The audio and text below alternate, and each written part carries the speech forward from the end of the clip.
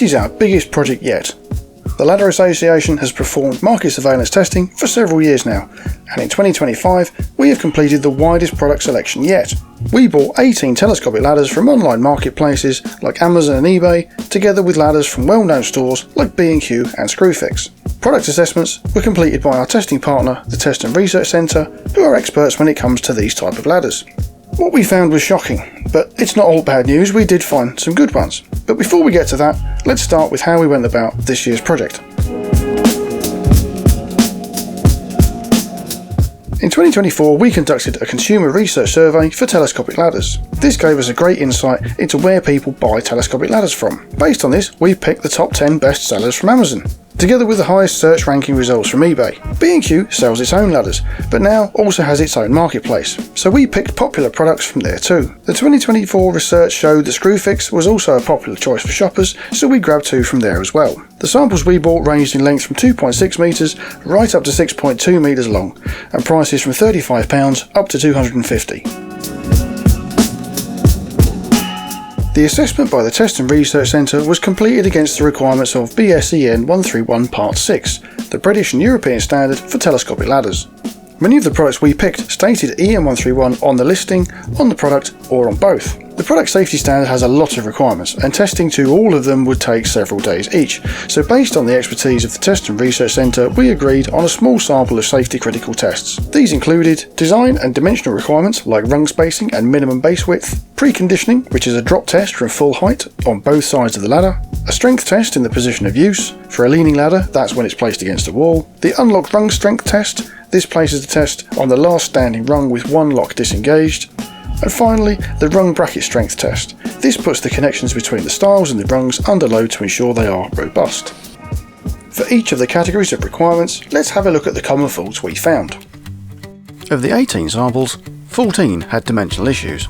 The common one was rung pitch. That's the spacing between the ladder rungs. There is a maximum in the standard of 300mm, but 4 had spacings of up to almost 400mm. As this spacing grows, the more difficult it is to climb, and it will increase the risk of a chance of a fall. Another problem was inconsistent spacing, with 14 samples allowing rungs to be spaced in various positions. The standard requires spare rungs to be stored only at the top by construction. Good quality, compliant ladders will only let you store rungs at the top, with user-operated catches at the bottom. Poor quality ladders will allow the user to lock and unlock rungs wherever. This creates inconsistent spacing, and it will increase the risk of a fall when climbing or descending. The last common problem was base width. Leaning ladders over 3 metres must have a wider base width. This helps with stability when the ladder is in use. We saw samples of up to 6.2 metres long without the increased footprint, making them more likely to flip or tip when in use.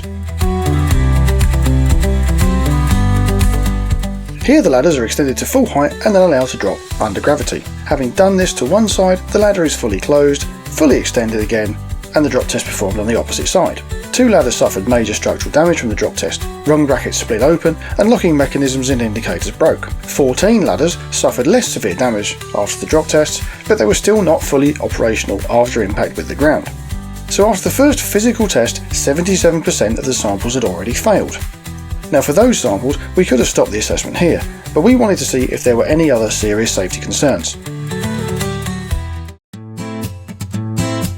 Set up in the position of use, the test load is hung from the rung nearest to the middle of the ladder. Ladders marked as professional are tested with approximately 275 kg, whereas ladders marked as non-professional are loaded with 225 kg. Many ladders showed neither markings, and in one case showed a marking in the use instruction stating that it was not professional and not non-professional. So we tested it to non-professional anyway, together with any other ladder that didn't show the compliant markings. 14 of the samples failed to support the test load and either buckled or had a permanent bend preventing safe use. 4 samples buckled at 150 kg or less.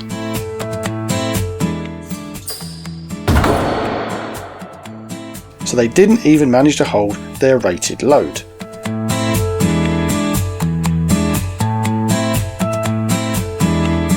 This is probably the most concerning finding, as these ladders could buckle underneath the user even if they are using it correctly and safely.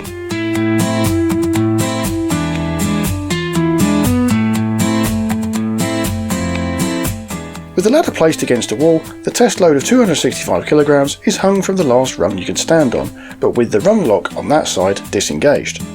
This looks at how a ladder would perform if someone missed locking a single rung. As you can see here, a good quality ladder can support the test load and still be fit for use afterwards. Only 5 samples were left for this test, and 4 of them did pass. It would have been interesting to see how the others that had failed earlier would have got on here.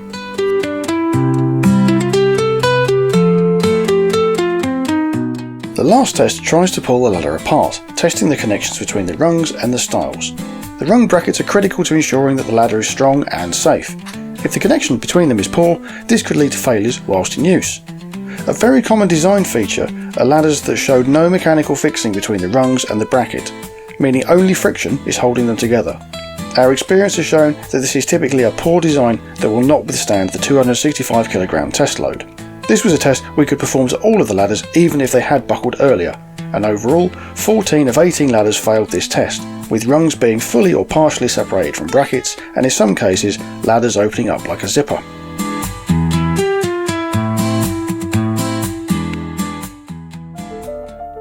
Out of the 18 samples purchased, 4 passed all of the limited requirements from EN131 Part 6.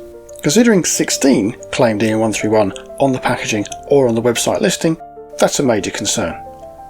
It's great to see that there are ladders from McAllister, Werner and Extend and Climb that have performed well and do meet the standards they claim. However, the situation with ladders from online marketplaces is not good. We picked the top 10 from Amazon's best sellers page. All 10 failed to meet EN131 Part 6 requirements, even though 9 of them stated this on the product listing or on the product itself. This is just the latest phase of our Step Up to Safe Ladders campaign, and we will continue to work with the Office for Product Safety and Standards, together with trading standards and all other stakeholders to help remove these products from the UK market. To find out more about the campaign and where you can report a suspect ladder, head over to the Ladder Association website today.